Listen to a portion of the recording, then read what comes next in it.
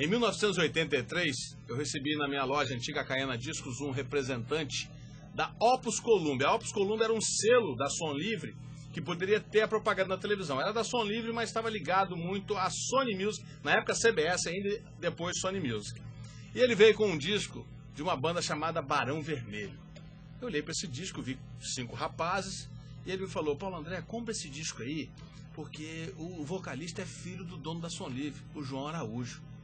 Aí eu olhei: pô, eu vou ter que comprar o disco porque o cara é filho do João Araújo, da Som Livre, ele não me dá nada. Mas fui ouvir o disco, vi que era um disco de blues, comprei 2 unidades do primeiro disco do Barão Vermelho. Moral da história, esse disco ficou na loja encalhado. Uma pessoa me comprou esse disco, um amigo meu que fazia, hoje professor de História, Nilo, do antigo curso PA. E eu passei a ouvir o disco do Barão, comecei a perceber que era realmente um disco de blues. A gravação não era muito bem feita, e logo depois lançou um segundo disco, com Pro Dia Nascer Feliz, Garota Mimada.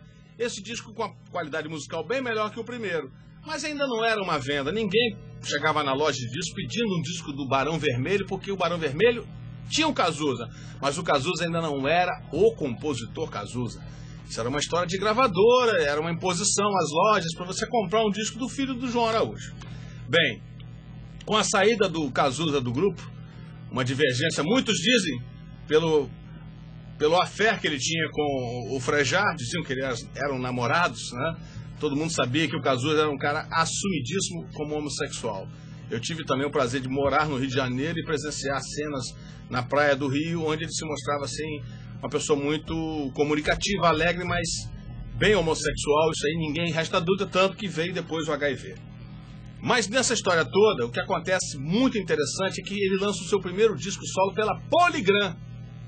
Havia já o racha do Cazuza com o próprio pai. E esse disco vendeu mais ou menos, né? Foi um lançamento, o Cazuza lançando disco solo, mas aí vem a doença. Quando vem a doença, a AIDS é assumida por ele, isso vem a público. Ele tinha acabado de gravar o disco O Tempo Não Para ao vivo, Cazuza ao vivo, que tinha um grande sucesso, como Faz Parte do Meu Show, Ideologia, e esse disco vendeu muito. Vendeu muito, mas ainda foi gravado, ele não estava no estágio de doença muito elevada. Com o disco Burguesia, um álbum duplo lançado naquela época, uma época de muita inflação no país, né? Ele conseguiu uma vendagem estrondosa, porque aí veio o lado, a veia política, a veia do rancor. Talvez o Cazuza ele se colocou como um cara revoltado. Ao contrário do Renato Russo, né, que o Renato começou a fase dele do rock bem mais político e depois tornou-se mais introspectivo. O Cazuza começou bem poético e quando descobre a doença, no disco Burguesia, ele chuta a cara de todo mundo, né? A burguesia fede, a burguesia quer ficar rica. Ele vai de encontro contra a própria sociedade que o fez esse cidadão, porque ele era reflexo de uma sociedade bem burguesa, da zona sul do Rio de Janeiro. Ele é um cara bem visto na sociedade, mas que se tornou marginal por não aceitar a doença e a delatar realmente a música Brasil, é outro grande sucesso dele de crítica. E você vê que aí nessa fase ele vendeu muito disco, sim. O disco Burguesia vendia balde, as pessoas compravam mais. O Cazuza vai morrer, vou comprar o disco dele, o cara é um poeta.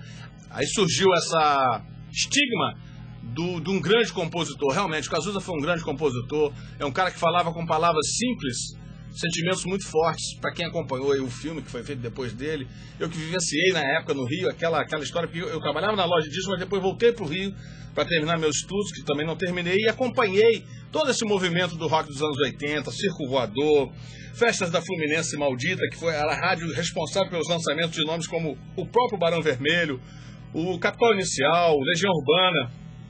E o Cazuza conseguiu ser aí um dos ícones da nova geração da música popular brasileira e hoje é considerado um compositor de MPB, né? Mas no fundo, ele era um bluseiro, era um roqueiro, cantava com aquela linguinha presa dele o sentimento do blues, né? O Down em Mim, a música do primeiro disco, Billy Negão, Bilhetinho Azul, né? Hoje eu acordei com sono, sem vontade de acordar.